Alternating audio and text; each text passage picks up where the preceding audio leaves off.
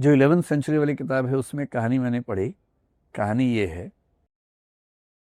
कि एक आदमी ने तपस्या की तो उसको भगवान ने कहा कि बताओ क्या चाहते हो। उसने कहा मुझे अमर कर दो। भगवान ने एक फल दिया कि लो ये खाओ, अमर हो जाओगे। अब उसने अपनी पत्नी से कहा कि क्या करें, तुम अमर होगी कि मैं हो जाऊं। तो पत्नी ने कहा हम लोग होगे क्या करेंगे, राजा के पास जाओ, राजा को ये फल दो, उससे पैसे ले आओ बहुत सारे, हम वैसे ही बढ़िया जिएंगे। तो वो व्यक्ति राजा के पास गया, राजा को बताया। राजा का नाम मेरे ख्याल से भर्तृहरि है उस किताब में। तो राजा ने 1 लाख मुद्राएं देके फल ले लिया। राजा बोला मैं अमर होके क्या करूंगा। तो उसकी बहुत सारी रानियों में से जो उसको मोस्ट मतलब फेवरेट रानी थी उसकी, आपने कभी सुना कि मोस्ट फेवरेट राजा था रानी का, नहीं सुना होगा ना।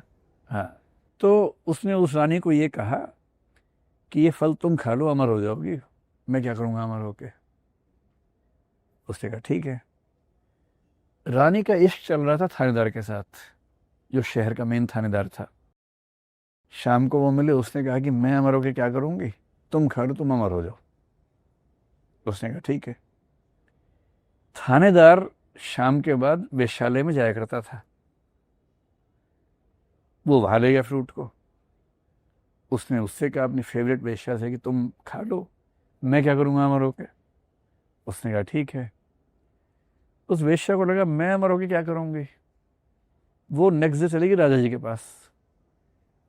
तो बोले राजा जी मुझे एक फल मिला है अमर होने के लिए, मेरी इच्छा है कि आप इस राज्य के सबसे महान व्यक्ति हैं, आप अमर हो जाए। उसको फ्रूट दिया, वही फल था। 11th सेंचुरी की बात कर रहा हूँ मैं, 21st की बात नहीं कर रहा हूँ।